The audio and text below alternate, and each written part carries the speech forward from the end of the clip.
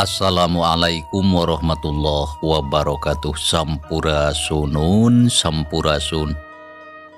Wargi-wargi baraya pecinta dongeng Sunda anu di banabe ayana, alhamdulillah. Kalayan kudratillahi robbi qadarati maha kawasa urang sadayana tiasa ditepang dangukeun deui. Sareng sim kuring Kang Tile dina acara carita Sunda atanapi dongeng Sunda. Nyaeta urang neraskeun hanca carita anu katunda dina judulning carita Jakarana. Anu mana ieu carita teh hasil buah karya atanapi karangan Amboros ti Palihan, Bandung. Kasugri kaum dangu. Dina jujutan hanca carita anu katunda pedaran Kang Tile kasapih kuanci dina mangsa medarkeun kayaan Jakarana anu mana kiwari parantos tiasa patepang sareng anu jadi emangna. Samalah nyimayang oge siduki sabatur-batur nyaksian kana kabungahna Jakarana. Kumaha tumetra lajenganana ieu carita. Sumangga langkung paosna mah urang sami-sami bandungan deui ku sadayana.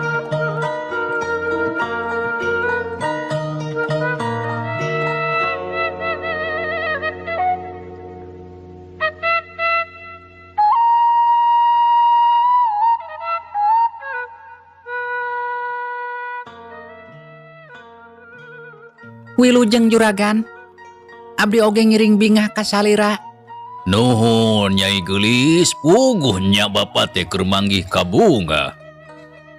Lantaran salila ieu mah hirup Bapak teh estuning asa hambar. Jawab juragan Jayarana teu weleh seuri. Sababnya karek harita ngarasa meunang kabungahan jeung kabagjaan anu sakitu gedena. Da salila ieu mah hirupna biasa bae sok sanajan kasebutna loba harta banda. Tapi da ari teu boga kulawarga mah hirupna asa hambar estuning cuang ciungan ukur sorangan.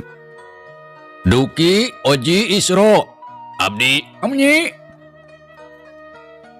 Sok kaditu geura ka tukang buru bejaan sakabeh pagawe, sangkan nyadiakeun kadaharan anu loba sarta anu ngareunah.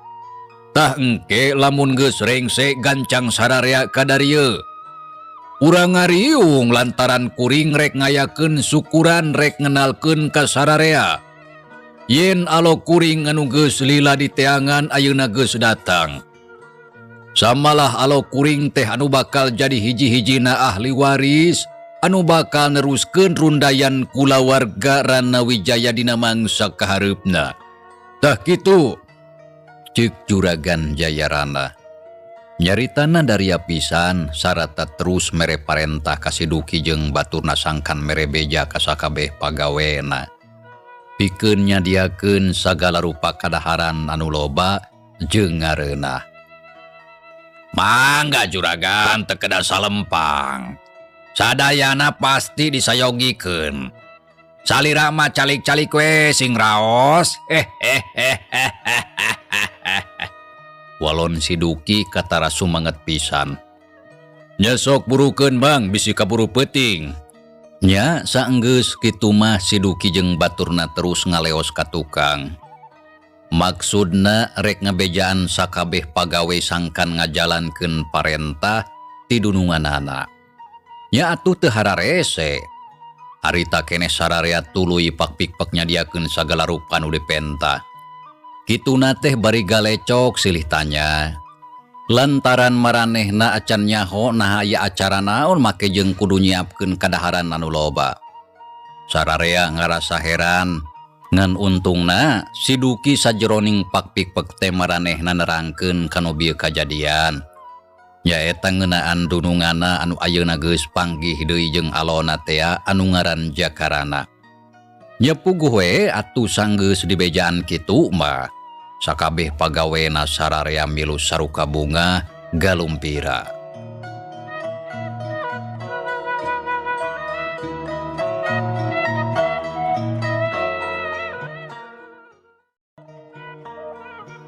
Mitra kaum dangu gancangna carita sakabeh pagawean geus rengse.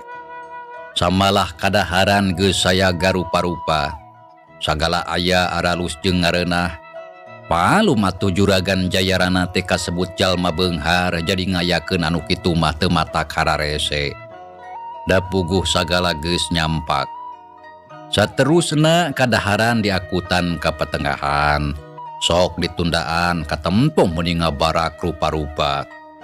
Juragan Jayarana jeung alona Jakarana kitu deui nyimayang parindah diukna. Tuluy dariuk ngariung jeung sakabeh pagawena katempo meuni ngalingkung lobaan. Aya awewe, aya lalaki, aya nu ngora keneh. Aya oge anu geus rada kolot. Sakabehna ngumpul di dinya.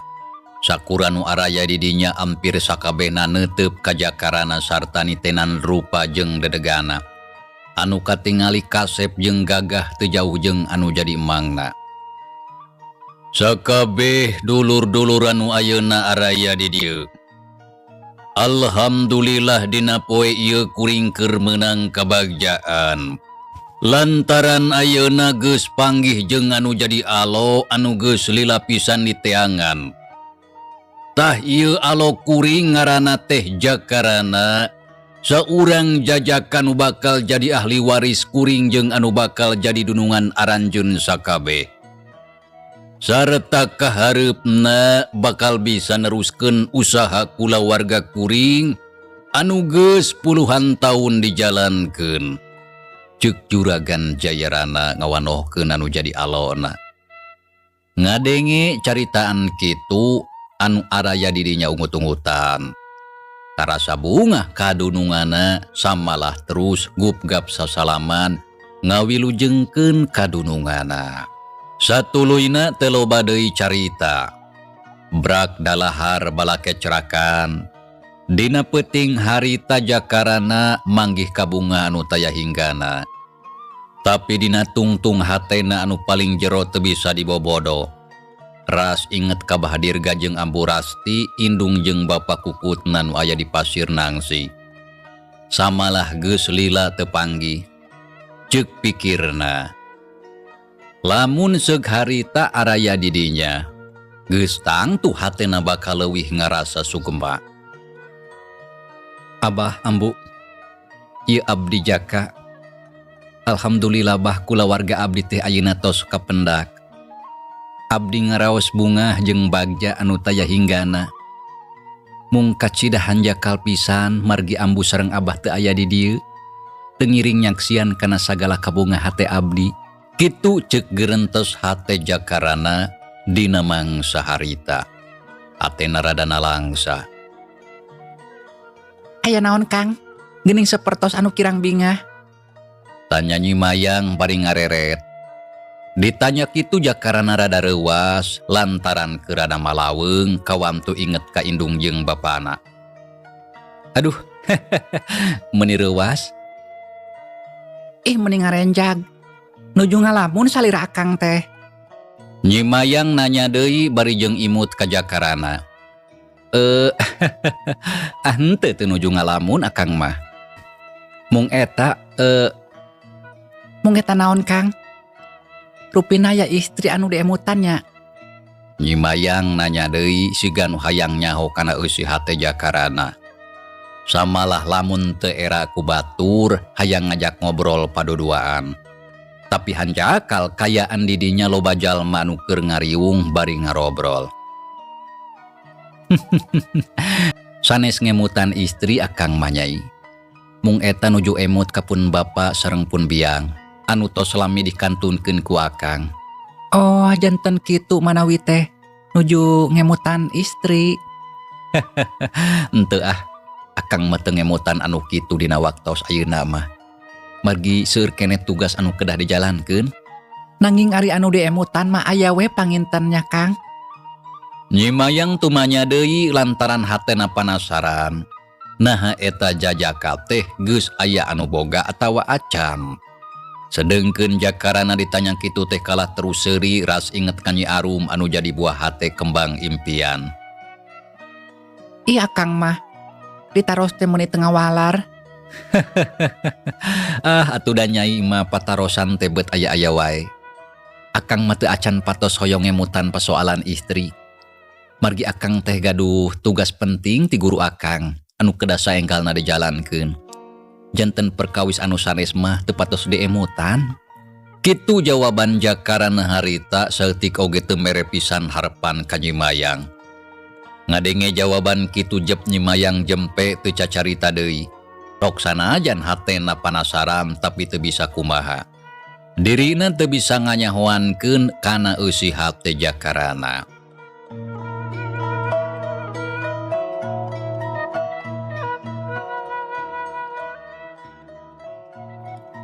Mitra kaum dangu gancang namangsa alam dina peuting harita teu kacatur. Ari ku dibawa ngarobrol mah waktu teh teu karasa geus rek maju ka tengah peuting. Sakabeh pagawe geus baralik deui ka tempatna sewang-sewangan. Lantaran isukna bisi kaberangan hudang. Juragan Jayarana geus asup ka jero kamarna kitu deui jakarana jeung Nyi Mayang. Harita duanana arasup ka kamar masing-masing anu geus disayagikeun. Satuluyna mah sararea sareti bra nepi ka isuk-isuk.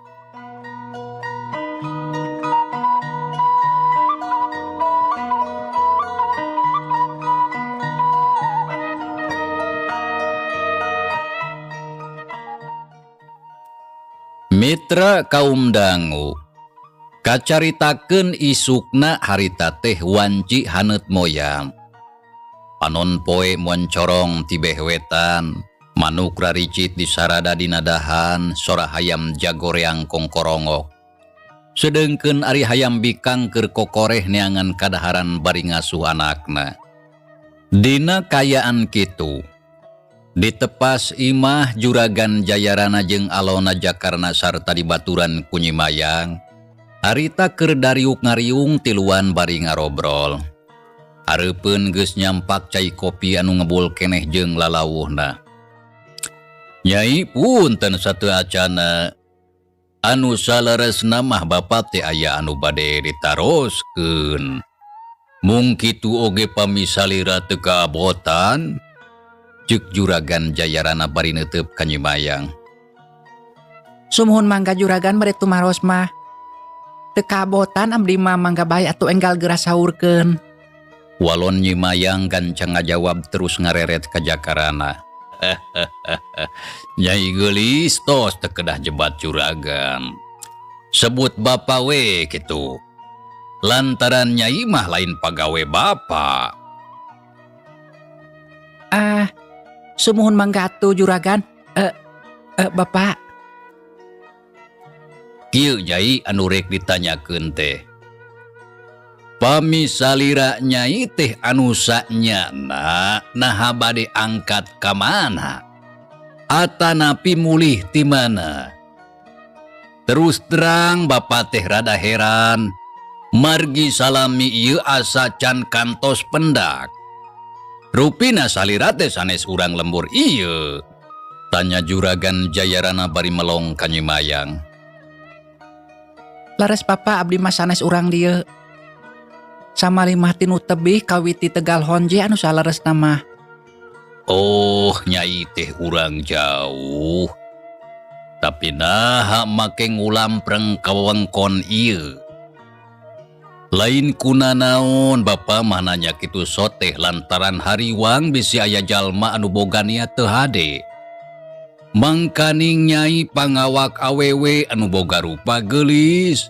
Kumaha lamun aya anu ngaroga hala di perjalanan, sareta taya anu nganyahoankeun tengtu moal aya anu nulungan. Ceuk Juragan Jayarana. Hatena ngarasa heran. Ceuk pikirna nah beut aya saurang awewe udar-idar sorangan sigan eueuh kasieun. Sok padahal kayaan harita teh kurang aman. Kawan tu loba garong jeung begal. Sumuhun Bapa kahartos pisan ku abdi oge. Nanging abdi ngulampreng ka wewengkon ieu teh sanes lantung tambulaku lain luntatan paseja. Margi abdi kersa udar-idar teh nuju aya anu dipilarian. Walon Nyimayang ngajawab kalayan tandes Turdaria. Ngadengi kitu Juragan Jayarana ungut-ungutan sedengkeun jakarana pogot ngabandungan. Oh, jadi aya anu keur diteangan. Tapi naon anu keur diteangan ku Nyai teh? Cing sok caritakeun ka Bapa beut jadi panasaran. Leres Nyai, sok carioskeun. Akang oge sami panasaran. Juragan Jayarana mencerong ka Nyimayang kitu deui jakarana sarua jadi hayang nyaho naha naon anu keur diteangan ku eta mojang. Nu mawi kieu Kang Jaka kitu oge Juragan. Pami anu saleres nama abdi teh tos aya kana sababaraha sasih lamina. Teras ngider ka unggal lembur nguriling ka saban desa. Pami anu dimaksad abdi teh nuju milari saurang sepuli nuhung anu jenengan Wirajagat. Mung mata Kang Jakal. Margi dugi ka ayeuna teu acan kapendak. Eta sepuh duka di mana dumukna. Samali abdi oge tos pondok harepan ieu teh lantaran usaha mang bulan-bulan. Estuning teu acan katingal hasilna. Walon Nyimayang teu asa-asa nyaritakeun pamaksudan anu sabenerna. Sabab ceuk pikirna keur naon disumput-sumput mending oge dibejakeun nya susuganan aya mangpaatna. Sedengkeun jakarana barang ngadenge caritan kitu puguh bae atuh mending ngaranjug. Lantaran anu ngaran Wirajagat mah tayalian ti guruna. Kumaha Nyai? Dadanguan teh nuju milarian saurang sepuh anu jenengan Wirajagat. Nah telepat eta teh? Tanya jakarana bari neuteub seukeut. Lares Kang, abdi teh nuju milari sepuh anu jenengan Wirajagat. Nah bade aya perjogi naon milari anjeunna teh? Jakarana tumanya deui hatena kebeku rasa kapanasaran. Nu mawi kieu eta teh Kang, mangga ku abdi sadayana bade dipedar supados kauninga ku Akang sareng ku Juragan.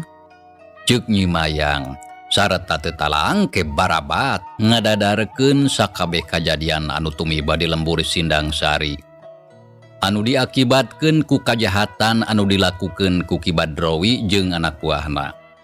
Sakabehna oge dicaritakeun di tetek taya anu kaliwat ka asup ngeunaan pakubu saparakanca anu ayeuna kapaksa hirupna kudu daek cicing di Tegal Honje. Alatan terus-terusan diincer ku anak buahna Ki Badrowi. Ya kitu deui ngeunaan anak pakubu Nyi Arum Rengganis anu harita ngiles teuing ka mana. Lantaran aya anu mawa ku saurang jalma anu can kanyahoan saha-sahana. Nya barang ngadenge beja sarupa kitu. Puguh we atuh jakarana mending ngaranjug. Tak kitu Kang. Anu ayeuna nuju karandapan ku urang lembur teh. Ceuk Nyimayang sanggeus rengseng ngadadarkeun sakabeh caritana. Aduh, geuning kitu anu kajadian di lembur sejen mah. Beut asa kacida pisan telengesna eta komplotan garong teh. Ceuk Juragan Jayarana meuni gogodeg ngadenge lalakon kitu teh. Leres pisan Juragan. Komplotan eta garong teh tuning jarahat. Kejem sareng telenges taya rasa kemanusaan. Teu bisa diantep atuh lamun kitu mah. Lares Juragan. Nu mawi abdi kersa lunta udar-idar oge. Tujuan abdi teu aya sanes iwal ti bade milari jalmi anu jenengan Wirajagat. Margi saur punini nyamung anjeunna anu bakal bisa ngarengsekeun ieu pasoalan. Margi pami anu sanes mah teu acan kantos aya anu sangem. Ceuk Nyimayang bari ngareret ka jakarana. Nyai, ayeuna mah kieu bae atuh nya. Perkawi salira anu bade milari sepuh anu jenengan Wirajagat tos teu kedah diteraskeun. Margi apan anjeunna teh teu acan kantos aya di mana. Janten pami teu kapendakalah matak miceunan waktos sareng tanaga. Tah kumargi kitu saena mah mending salira Nyai enggal mulih deui ka ditu. Teu tiasa kitu Kang. Abdi moal waka wangsul saupamina teu acan tiasa mendakan anjeunna. Margi saur pun ini oge nyamung anjeunna nu bakal tiasa ngalumpukeun komplotan eta garong. Lamun abdi teras wangsul bari teu ngabantun hasil, kumaha tuh nasib urang lembur? Piraku salira akang teu ngartos kana kasesahna. Jawab Nyi Mayang nyaritana tandes. Sareta tekadna geus buleud rek terus neangan jalma nu ngaran Wirajagat. Sanajan sakumaha lilana. Kawan tu hayang gancang geura ngabebaskeun urang lembur Sindang Sari tina kakawasaan Ki Badrowi anu jadi bapana. Anu geus nyata ngaruksak ka balarea. Kahartos ku akang oge Nyai. Samalah akang reueus ka salira saurang istri anu tetela ngagaduhan tekad anu kuat sarupi kitu. Nanging sok sanaos kitu ari pangemut akang mah tos teu kedah diteraskeun, mending mulih deui margi tanagi salira Nyai kalintang diperyogikeun ku urang lembur. Tak kitu Nyai? Moal tiasa kitu Kang. Abdi mah keukeuh moal wangsul sateu acan tiasa mendakan eta sepuh. Cindekna tekad abdi tos buleud. Moal waka wangsul pamit teu acan hasil. Samalah kanggo naon wangsul oge ari teu tiasa ngarengsekeun pasoalan mah. Sarua we jeung bohong. Kitu cenah ceuk Nyi Mayang. Manehna keukeuh embung narima kana caritaan jakarana. Sifatna teuas gurat batu sarua jeung bapana. Tapi bedana Nyi Mayang mah sifat gurat batuna teh kana kahadean, lain kana kajahatan. Nyaannya Nyai mah meni gurat batu. Ki atuh Nyai, akang nyarios kitu teh margi hawatos kasalira. Da ari kedah milari jalmi anu teu acan kantos di mana aya nama. Eta sanes pada melan anu enteng. Perkawis ngalumpuhkeun komplotan eta garong. Insya Allah akang oge bade ngabantos. Marginya eta pisan tugas anu kedah dilaksanakeun ku akang teh numpes komplotan garong ti pucukna dugi ka akar. Ceuk jakarana. Narima jawaban kitu sakedapan mah Nyi Mayang kalah ngahuleng. Lantaran hatena teu pati percaya. Ceuk pamikirna naha kira-kirana jakarana bakal sanggup nyang hareupan Ki Badrowi anu pangabisana lain bantrak-bantrakeun. Kumaha Nyai? Teu percanten ka akang. Jakarana nanya bari neuteup ka Nyi Mayang anu keur ngahuleng. Nyai, akang terang lamun salira teh cangcaya kana kemampuan akang. Tapi saupami kedah dijelaskeun pisan mah, mangga ku akang diwartosan. Sepuh anu gaduh jenengan Wirajagat teh teu aya sanes eta teh guru akang. Tah kitu anu salaresna mah. Kitu ceuk jakarana. Akhirna mah ngabejakeun anu sabenerna. Barang ngadenge keterangan kitu Nyi Mayang ngadadak curing hagda puguh kaget. Kitu deui juragan Jayarana anu ti tadi milu ngabandungan kana gunem caturna sarua ngarasa kaget. Kumaha Kang? Nah lares eta teh? Leres Nyai. Piraku akang ngabohong kanggo naon? Nya pamilares kitu mah abdi bingah Kang. Sarta ayeuna mah teu kedah miceunan waktos. Hayu urang angkat ka lembur Sindang Sari. Nanging abdi gaduh panuhun ka salira akang. Nya pamit tiasa mah eta komplotan garong teh teu kedah dibinasa nya Kang. Ceuk Nyi Mayang menta sangkan eta komplotan garong teh teu terus dibinasa. Da puguh embung lamun seug kudu nyaksian Ki Badrowi anu jadi bapana tuluy binasa ku leungeun jakaranda. Jajaka anu kudirina dipikat cinta. Maksad Nyai teh kumaha? Asa kira ngartos akang mah? Nya saupami tiasa mah maranehna urang ajak heula kana jalan anu sae Kang. Sarta teu kedah langsung dibinasa. Harapan abdi muga-muga bae maranehna tiasa sadar sareng kersa babalik pikir. Pikeun ninggalkeun sagala rupi kalakuan jahatna anu salami ieu dijalankeun. Ceuk Nyi Mayang nyaritana rada cumalimba. Nempok itu Jakarana rada heran, tapi teu bisa neguh kana eusi hate Nyi Mayang. Oh janten kitu, nya teu kedah salempang Nyai. Margi leres pisan eta kasauran teh. Samalah kitu anu disanggempkeun ku guru akang oge. Ya alhamdulillah atuh pami kitu mah. Mung bae iraha atuh akang bade ngabujeng ka lembur Sindang Sari. Tangtos saenggalna mung sateu acana akang teh gaduh maksad hoyong nyekar heula ka makam pun bapa. Sok sanaos ayeuna teh teu tiasa sareng-sareng jalmina. Tangtos ari makamna mah aya. Jawab Jakarana terus ngareret ka mangna. Mang, nya dimanapun bapa teh dimakamkeuna. Langkung ti payun abdi teh hoyong nyekar heula ka anjeunna. Alus jang lamun hidup boga niat kitu mah. Memang geus sakuduna ari kakolot mah kudu diheulakeun. Makam bapa hidup teh aya di lembur Batu Nunggal, lembur anu jadi tempat padumukan baheula. Lamun reka ditu hayu urang bareng, tapi rek iraha inditna. Nya pamitia sama dinten enjing we Mang. Ta saatosna wangsul ti ditu abdi teh bade teras ngabujeng ka Pasir Nangsi. Margi tos sono ka Abah kali ka ambu tos lami pisan tependak. Ya hayu atuh kitu oge. Tapi Mang mah moal bisa terus milu ka Pasir Nangsi. Lantaran rek terus indit kadayeuh sabab geus boga janji.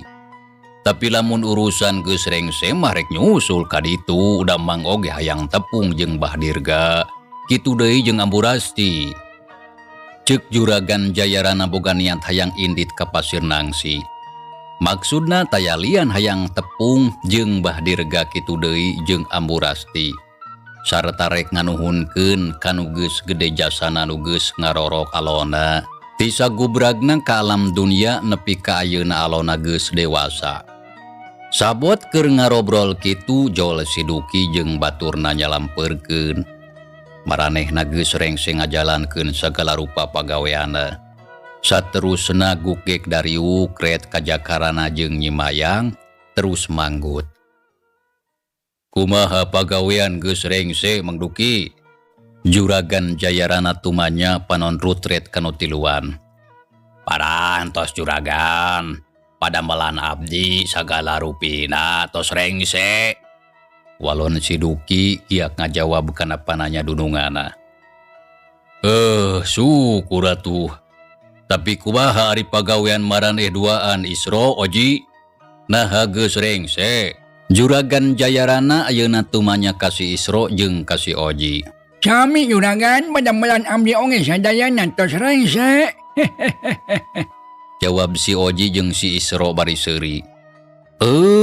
Mitra cageula ieu carita urang tunda heula, insyaallah kin urang lajengkeun deui. Hatur nuhun kana naon rupi perhatosana wilujeng kantun. Wassalamualaikum warahmatullahi wabarakatuh.